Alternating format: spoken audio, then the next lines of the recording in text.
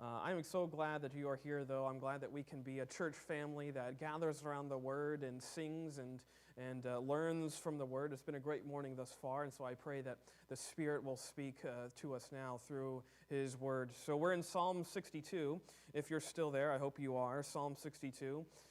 This is one of the most moving and very affecting psalms that appears in the entire Bible and in the entire Psalter for sure, and for good reason. From a couple different perspectives, we can kind of look at this psalm. It's a psalm that is only 12 verses, so it's on the shorter side in terms of the Psalms of David, so to speak, but it's actually a psalm that has many different genres. If you've studied the Psalms in any way, you know that there's lots of different genres of psalms. There's lament psalms, and there's thanksgiving psalms, and exhortation psalms, and imprecatory psalms, and all sorts of stuff, and we can go on and on. Wisdom psalms. And this one, actually, Psalm 62, even though it only has 12 verses, it's a psalm that has a bunch of different genres sort of packed into these 12 verses. There's a couple of lines of thanksgiving and exhortation, and especially in verse 8, there's thanksgiving and so on and so forth, wisdom and praise. And it's almost as if you get in your mind's eye, you get the idea that David, as he's writing this psalm, he's almost exhausting every tool in his toolbox to sort of come up with this psalm. He's trying to use these sort of, all of the things that he knows, and when it comes to psalm writing, so to speak, to try and pack as much as he can into these verses. Especially because he's trying to remind himself to trust in God alone. If you have a Bible that has like one of those little notes that precedes your psalm, that's what mine says. It says, to the chief musician Jeduthun, a psalm of David, to trust in God alone. I don't know if that's what yours has, but that's what mine has, and that's also what makes it different than some of the other Psalms of David, because if you flip back to Psalm 56, if you have a note in the beginning of your Bible or not, Psalm 56 includes, at least in mine, it says that this is a psalm that David wrote when the Philistines took him in Gath. Or Psalm 57 is very indicative too, where it says that David wrote it when he fled from Saul in the cave. Or you can go on and on. There's many different psalms that have very traditional sort of recognized moments in David's life, that this is what was going on when these words poured out of him, when these words just sort of overflowed onto this piece of parchment, whatever he was writing on, and into this psalm of praise or lament or just desperation. And here it's interesting because there's a very, very important refrain going on, that God is a rock, and yet we're not really told what's going on. But actually, from a different perspective, I think we can sort of glean perhaps the context which might have inspired these words, and I think it's most clearly evident in verse 4. Notice what he says. David's writing, "They only consult to cast him down from his excellency. They delight in lies. They bless with their mouth, but they curse inwardly." Selah. I think this is one of the biggest clues, one of the biggest indicators of this psalm being a psalm of David, something that's happening in his life. And here he finds himself surrounded only by those who want to cast him down. They want him to fail. They want him to fall gloriously from his throne, from his seat in terms of God's favor. And notice that these aren't actually enemies. Notice it says, or David confesses, that they bless with their mouth, but inwardly they curse. These are people who, to him, when they're around him, when they are next to him, they're blessing him. They're singing his praises. They're saying, yes, good job, good decision. But inwardly, they're cursing him with their mouths, or with their thoughts and in their intents. They're actually just backstabbers. And I think that this makes me think of one particular moment in which in David's life he was surrounded by nothing but betrayal, when he was surrounded by nothing but people who were wanting to cast him down, who were conspiring, as he says here, consulting a way to bring him down. I think this is actually another psalm of David's when he was going through that whole ordeal involving Absalom. If you remember, a couple of weeks ago, we preached from Psalm 3, and we were looking at 2 Samuel 15, and those moments which actually led up to 2 Samuel 15, and that time of Absalom's rebellion. And I don't want to rehash all of those details, but I think very truly, and I believe very strongly, that this psalm is coming from that moment in David's life, when he is surrounded by people who only want to cast him down, mainly, chiefly, his own son, Absalom. Absalom, suffice it to say, was a very conceited individual, very self-interested, very boastful of his own glory, of his own abilities. Actually, go with me. I want you to notice again in 2 Samuel 15 this moment, because it's important to see here what's going on. 2 Samuel 15, as we know, Absalom has been coming back after a few years of exile, and he's coming back. And notice what he does. 2 Samuel 15:2, and Absalom rose up early and stood beside the way of the gate, and it was so that when any man had a controversy, came to the king for judgment, then Absalom called unto him and said, "Of what city art thou?" And he said, "Thy servant is of one of the tribes of Israel." And Absalom said unto him, "See, thy matters are good and right, but there is no man deputed of the king to hear thee." And Absalom said moreover, "Oh, that I were made judge in the land, that every man which hath any suit or cause might come unto me, and I would do him justice." So here Absalom he devises this plan to sway the hearts of the people of Israel towards him and be favorable towards his position. So he positions himself, as it says, beside the way of the gate of David's kingdom, and he began to spread lies about the king. He began to spread lies about his dad. You go in there, you get no justice. You won't hear from anyone. They don't really have anyone that really wants to hear you. They're just going to pacify you. And oh, that I were king, and then I would truly do people justice. I would bring right and truth back to the people of Israel. Because you're not going to find it inside that gate. You can see what he's doing. There's no one to help you. I'm here to help you. He's swaying people to his side, making it so that he can, as eventually we learn. Actually, let me read the verses. Verse 5, the next one. And it was so that when any man came nigh to him, came near to him, to do him obeisance, he put forth his hand and took him and kissed him. So they're already treating him like a king in this moment. And it says, and on this manner did Absalom to all Israel that came to the king for judgment. So Absalom stole the hearts of the men of Israel. He deceived them.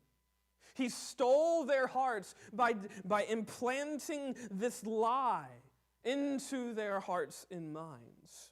Even as we eventually know, one of David's closest advisors, Ahithophel, he too had his heart stolen. You could read about in verse 30 of the same chapter. His heart was stolen by this conspiracy. And such is why what eventually leads, as we looked at several weeks ago, David flees from his own kingdom. He flees, he runs away from the very kingdom that God had promised just a few chapters ago, by the way, in 2 Samuel 7, that he would sit on the throne of forever. And here he is running away because of this lie, because of this, dare I say, fake news.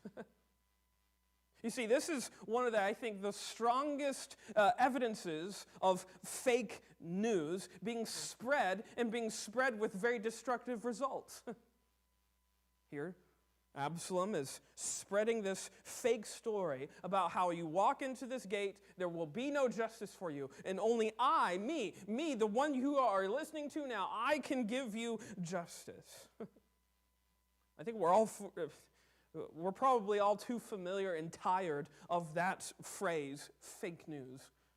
It's so bandied about on social media. Everywhere we go, we see stories that are perhaps raising our eyebrows, and we have to wonder how we can be sure that this is real or if this is not real. It's a very real problem. Journalistic sort of integrity has been so fractured that it's hard to believe anything that we see when it's ever thrown into our faces on social media or the news. It's a phenomenon that I think has presented and actually has destroyed lives. I think I forgot about this and I just remembered it. There was that one story of that If you remember that story from a couple years ago, there was this fan in Wrigley Field, and I think it was Wrigley Field, and he caught a baseball, and he didn't give it to a kid because in the video it looks like he has stolen this baseball that had a foul ball that he caught. It looks like he stole it from this poor kid who was just like reaching out for it, and this guy reaches over and grabs it. And quickly, everyone was wanting to just ostracize this guy. How dare you steal this baseball from a kid? This is America's pastime, right? This is the game for everyone. And lo and behold, everyone was making this guy out to be this horrible villain on social media. But little did we know that that was a fake news story, only because he had already given that kid another foul ball that he had caught a couple innings earlier. And in fact, he had given 4 other foul balls, I think, to kids around him. So he wasn't this hog of a baseball. He was just catching one for himself, finally, after giving away the others. It's fascinating to me when you actually learn the context, how all of your views of what is going on can suddenly be changed. And here, this is exactly what Absalom is doing in the negative. He's changing everyone's hearts. He's stealing their hearts away by spreading fake news. No justice for you. I think it's tempting to believe that this is a modern thing, that it's only because of social media that we have to deal with the phenomenon of fake news, and we have to really question all of these things, but in fact, that's not true at all. In fact, one of the most destructive stories that I found and was researching this past couple weeks was this story from the year 1475. And in fact, this was a very sad story. It's Easter Sunday in Trent, Italy in 1475. And in fact, there was this little boy named Simonino, and he had gone missing. And a priest, a Franciscan priest named Bernardino de Feltre, he began preaching in fact, that the Jewish community in Trent were responsible for this boy's being missing. And in fact, he even claimed, this preacher, this Franciscan priest, claimed that the Jews murdered this boy and used his blood in the celebration of Passover. And not long afterwards, he claimed that the boy's body was recovered in a basement of one of the Jewish members' houses. It's a very disgusting, violent story that this preacher is here spreading. And now rumors are going around like wildfire. People are buying up this story. Dare I say, it's going viral. And this bishop here, this one bishop, arrested and tortured the city's entire Jewish community, even burning 15 members of the Jewish community at the stake.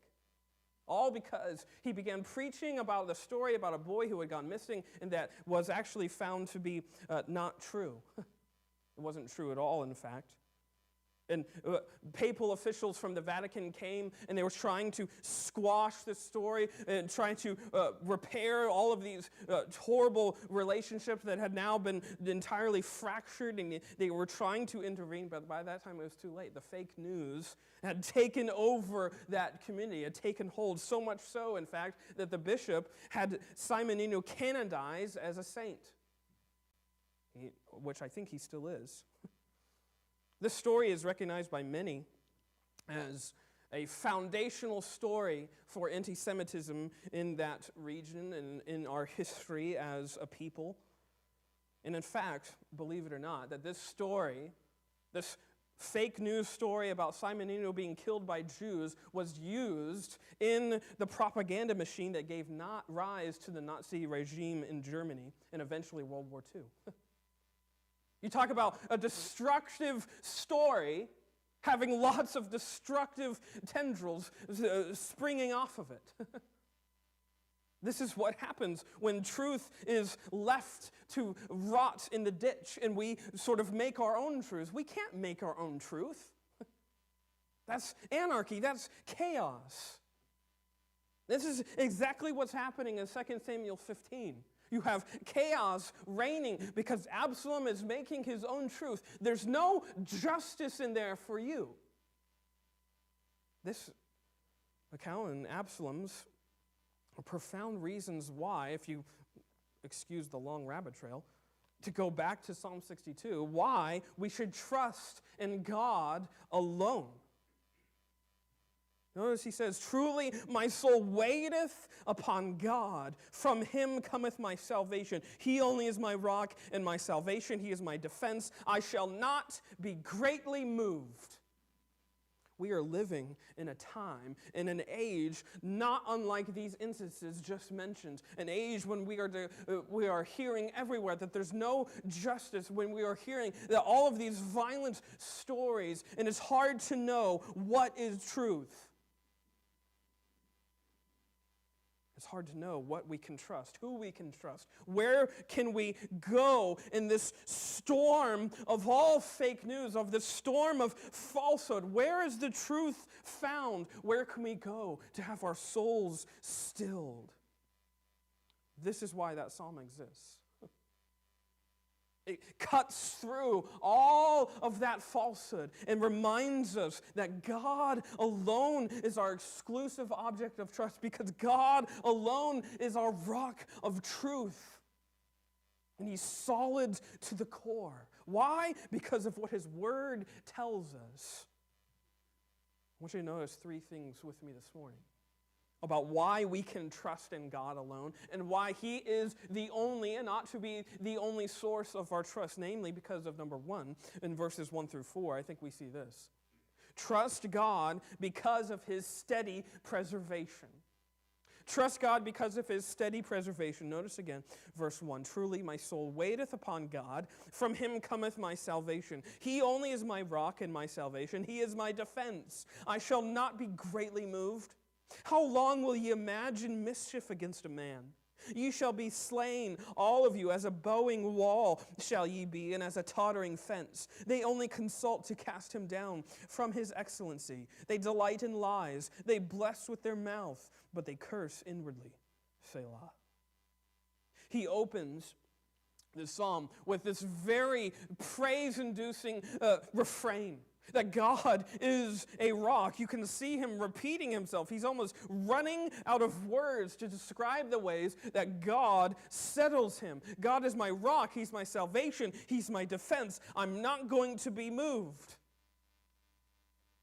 This is a firm declaration that David here is making, that despite all of the rumors that are spreading around him, the imagined mischief that's going around, that's super noisy and super loud, that in his current moment, God is my rock, and in him I'm going to trust.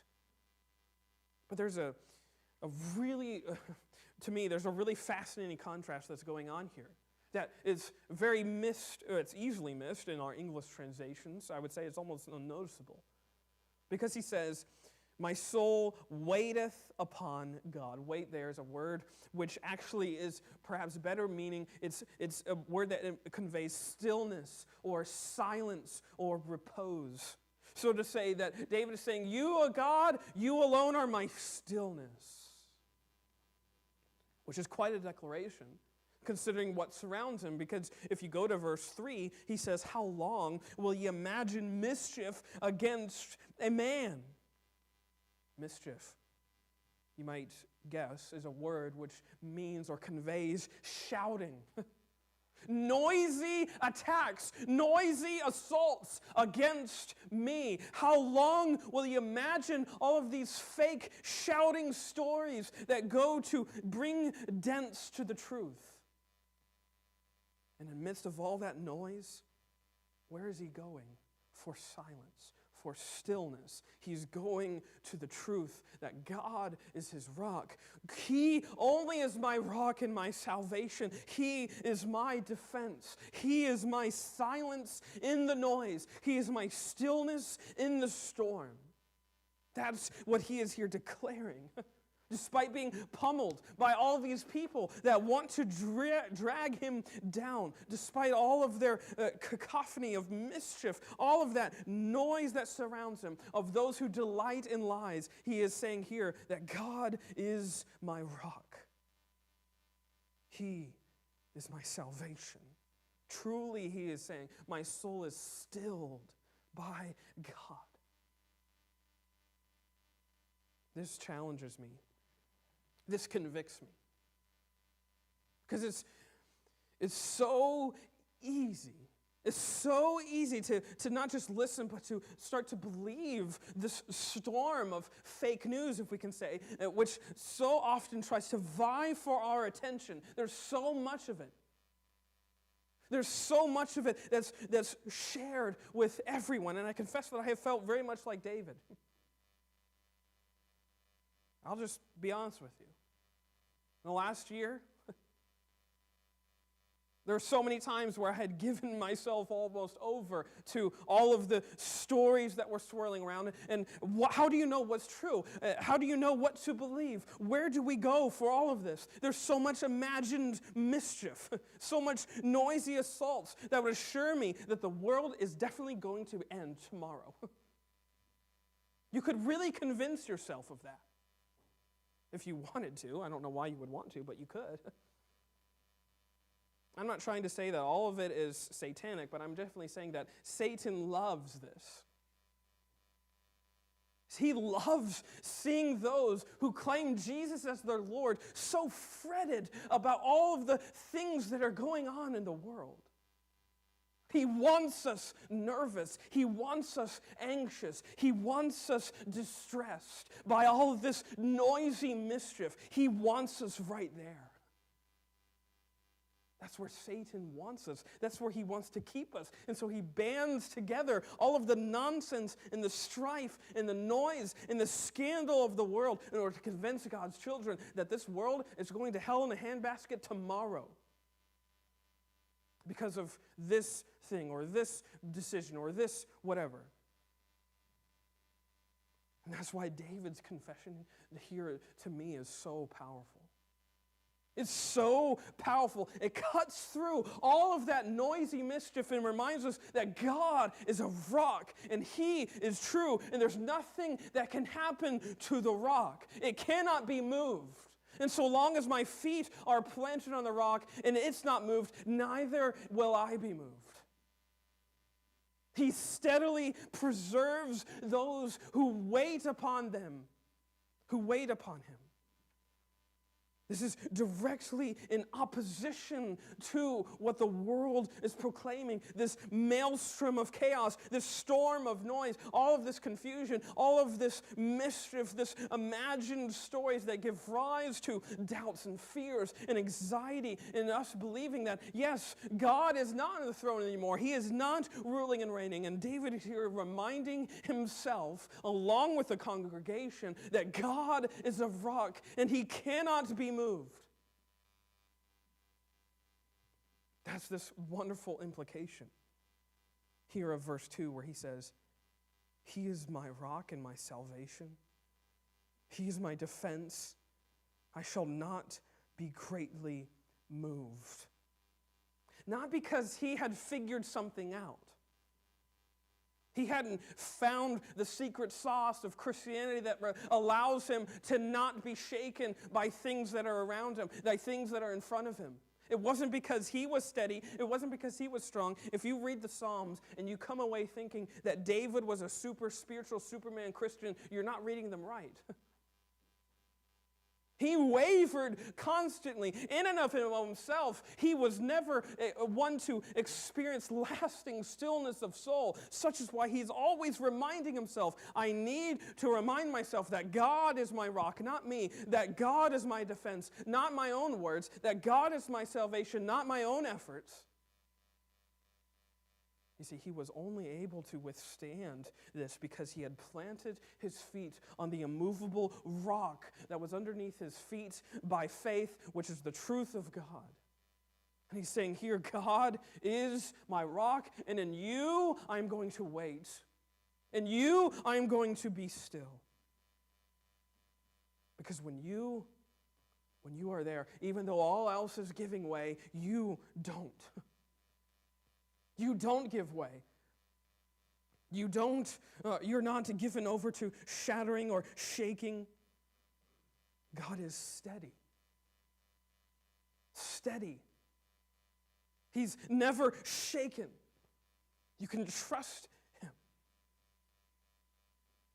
I'm speaking to myself, but perhaps you feel similarly this morning. That all of this chaotic news that's almost assaulting your faith makes you feel on the brink of David here, of being on the brink of being cast down. And maybe you're there already. The reminder here this morning, you can trust in the rock of your salvation because God is steadily preserving you right now, even though you may not feel it, even you may not see it. He is steadily preserving this world in ways in which his purposes are going to be accomplished. Regardless of what imagined mischief man may be shouting in your ear, your God has not moved. He hasn't changed in his plans one single degree. He hasn't lost one minuscule molecule of his sovereignty. He hasn't lost anything of what he is trying to accomplish in this world and with you this morning. Nothing can shake him. Nothing can rattle him. Nothing surprises him. Nothing has caught him off guard. He is a rock, and he is steady, and he is not moved when the waves beat up against him. And therefore, when we have our feet planted by faith on this rock, we are not greatly moved, as David declares. Because God is steadily preserving his children. You can trust in him. But we can also trust in him, number two, because of his shared protection. His steady preservation, and also number two, his shared protection. Notice verse 5. My soul, wait thou only upon God, for my expectation is from him. He only is my rock and my salvation. He is my defense. I shall not be moved. You notice, verses 5 and 6 are almost a direct copy of verses 1 and 2. Very clearly, David is wanting to remind himself of something. If you have to write it down twice, it's very almost indicative that you are going to be given over to forget it. That's why I said a couple weeks ago that I write stuff down on a digital calendar and a paper and pen calendar and maybe somewhere else too, so I don't forget things. The same is true for David. He's writing things down so he doesn't forget them, so he can remind himself that this is true. This is, I think, the way to read many of the Psalms. He's reminding himself of why his trust in God is secure and sure. It's because of who God is. It's because of what God has promised. Notice verse 7. He says, in God is my salvation and my glory. The rock of my strength and my refuge is in God. That phrase there, you could literally translate it, the strength of my strength is in God. He's owing everything to this God. It's not him. It's not him, his ability or anything like that. He's reminding himself, all of my strength is because of the strength that is underneath me, that is all around me. But there's a variation that I want to draw out. In these two different ways, this refrain is repeated. So in verses 1 and 2, we have this refrain about God as a rock and salvation and defense. But you notice in verse 5, he changes it slightly. He says, my soul, wait thou only upon God, for my expectation is from him. Where in verse 1, it was, my salvation cometh from God. He changes it here. Salvation is a word which indicates victory, triumph, deliverance, that is so sure. Here in verse 6, expectation is a word that could mean hope, or actually more literally, it could mean like a rope or a cord.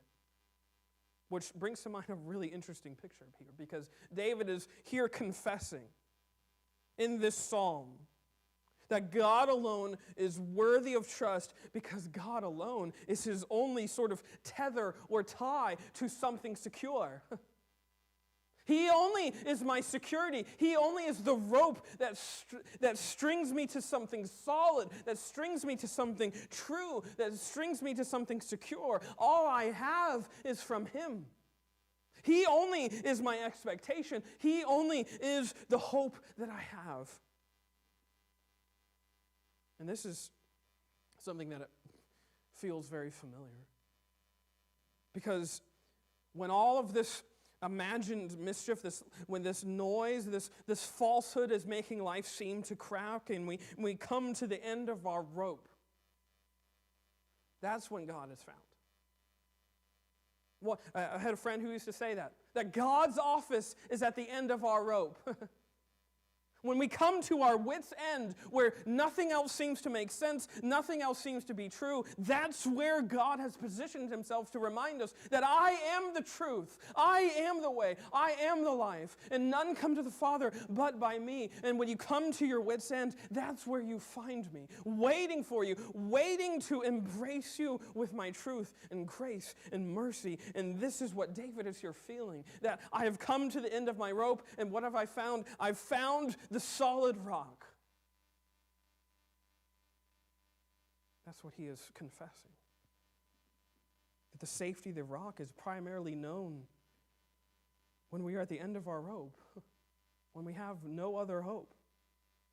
But also, I find it so fascinating to me that up until this point, he's been singing, he's been confessing, he's been using all of these different ways to exalt God as his rock and his refuge, and he's used a personal sort of possessive, my God, my salvation, my rock, my defense, my expectation, my refuge, etc. And then suddenly it shifts, verse 8. Trust in him at all times, ye people. Pour out your heart before him. God is a refuge for us. It shifts from being a personal sort of possessive to a collective exhortation. God is a refuge for us. The promise is here shared. All of God's people can share in this wonderful promise of who God is, that he is a rock and a refuge and a defense and a strength and all of those glorious things that he provides for his children. It's here we can trust in him as a family of God our Father. This is, by the way, is what we do when we sing hymns. When you sing, you're reminding yourself of these truths that are true for the person next to you and the person behind you and the person in front of you, that we as the church can sing boldly and loudly and confidently, God is a refuge for us. And we sing it knowing that it is true for me and it's true for those who are the church. And that refuge is a very remarkable word. It means stronghold, or a high tower, and that's the image it's meant to evoke. This high, lofty rampart in which he can run and be safe, in which he can run and find shelter from winds and waves and storms, find shelter from enemies. It's a place that is inaccessible to anyone who opposes him. And that's what he's calling God. God, your truth is my refuge. It is the place that is inaccessible to falsehood. It cannot be penetrated by any lie, by any imagined mischief that the enemy concocts in order to sway me from who you are and what your truth is. And such is why he is here confessing that all of my trust totally and absolutely has been given over to this God who is our refuge. And so he's inviting the congregation, trust in this God. Notice again what he says. Trust in him at all times. Ye people, pour out your heart before him. Why? Because God is a shelter, a refuge, a stronghold for us. I love that picture. Trust in him every time. Trust in him at all times, with everything, with your, as he says here, you can pour out your heart with your innermost self. You can trust this God with the deepest parts of you. That's how safe he is. That's how trustworthy he is. We've said it before, and I'll say it again. God doesn't blink at things that you confess to him. You can run to this God and confess your innermost doubts and fears and inabilities and incapacities, and he knows exactly what they are, and he doesn't blink and he doesn't flinch. He is a safe refuge and shelter for those who come to him for salvation and stronghold. This is this God whose protection is shared among the people. He safeguards all that come to him. That's what's true here. That there is not a person in this room who is excluded from this. There's not a person who cannot find this to be true. God is a shelter to his children. Is God your Father here this morning? If he is, this is what God has promised to do. He shuts the door on no one. The door to his stronghold is not shut on anyone. Anyone who believes and repents and says that you are my God and you I trust, he shuts the door on no one. Trust in God because of his steady preservation, because of his shared protection. But lastly, in the last couple of verses, I want us to notice that we can trust in God because of his sufficient power. Because of his sufficient power, notice verse 9. Surely men of low degree are vanity, and men of high degree are a lie to be laid in the balance, and are altogether lighter than vanity. Trust not in oppression, and become not vain in robbery. If riches increase, set not your heart upon them. God hath spoken once, twice have I heard this, that power belongeth unto God. Also unto thee, O Lord, belongeth mercy, for thou renderest to every man according to his work. It's interesting to me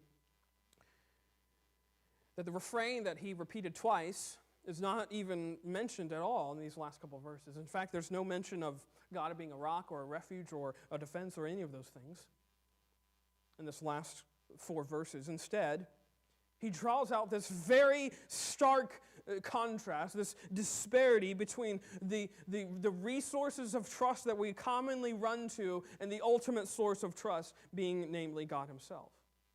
And he does that by bringing to mind a really significant word, or at least it ought to be a significant word to us. In verse 9, he says, surely men of low degree are vanity. Same word you might remember, you might recall, that was used so profusely throughout the book of Ecclesiastes. Vanity of vanity, all is vanity, declares the preacher. And here he's using the same word to describe these things that we often run to for trust. And that's exactly what he's meaning to draw out here. Ranks, statuses, they are vanity, they are breath, they are vapor, they are transient and temporary, and they provide nothing solid. Whatever we are trusting in that is not God is opposite of God. If you're trusting in something that's not God for your hope and your stay and your life and your all, that's not God. It is impermanent, it is unstable, and it is fleeting as the wind. It is vain and it is temporary as all of these things, as breath, as a vapor in the cold. And that's not like this God. Because he is everything strong and steady. He is everything that a rock is, that withstands all of the waves. And that's what the psalmist is here calling for, that this congregation see, and he himself see, all of the utter vanity of trusting in anything else but God. It's vain. It is so temporary. Trust not in oppression, he says. Trust not in vain robbery. If riches increase, set not your heart upon them. Don't trust in anything that you can get for yourself as if that's the end-all, be-all. Whether it be oppression or whether it be robbery, as he says there, those are just very poetic words of meaning that things that you can get and acquire for yourself. He has decimated here rank and status and things that we can achieve. And he says, all of it, set not your heart upon them. Why? Verse 11. Because God hath spoken once, twice have I heard this, that power belongeth unto God. He is the only one that sits on the throne of the universe. He is the judge of all things. He's the only one who holds the gavel. He's the only one who has that authority. As he says in verse 12, also unto thee, O Lord, belongeth mercy, for thou renderest to every man according to his work. This God is the only God who can dish out righteous judgment and righteous mercy. He's the only one who has that capacity and power. And this is what he is saying here, that this is your rock. This is the truth. This is the good news, and there's nothing fake about it, that God is the only one who holds in his hands judgment and mercy, and anyone else who proclaims something else is false. This God is your truth. This God is your rock. And on him you can stand. And on him you won't be moved. You won't be shaken. If your trust is in him, no matter what else is going on, no matter what else storm is threatening your faith, this God cannot be shaken. And if your faith is in him, neither can you. Because he is all powerful. He is omnipotent, as the big word says. And he here possesses omnipotent mercy that he exercises on behalf of his children. This is the beauty of who our God is. He is all powerful. He can snap his fingers and do whatever he wishes in this world and in this life and with us. And yet he exercises all of that omnipotence to sustain you. He exercises that unlimited mercy on your behalf for your good. This morning, if you have all of these frets and fears about what exists, what is truth, the things that we see going on, not just in our country, but around the world, we have here this psalm to remind us that there is truth to be found. I thought of that scene. Remember the scene from John? Pilate is there, and Jesus is before Pilate, and Pilate goes through all these questions, and he says, "What is truth?" And the saddest irony of all is that truth was staring him in the face.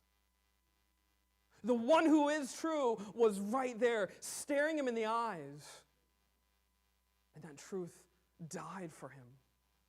The one who is truth died for him under false pretenses, under fake news, that he was a blasphemer, that he was one to be disregarded. This is Jesus. Jesus, the God of all things, he is our rock. On Christ, the solid rock I stand. All other ground is sinking sand. Do you believe that this morning? Do you trust in this God who is a rock of truth? A rock of truth for you. Let us pray.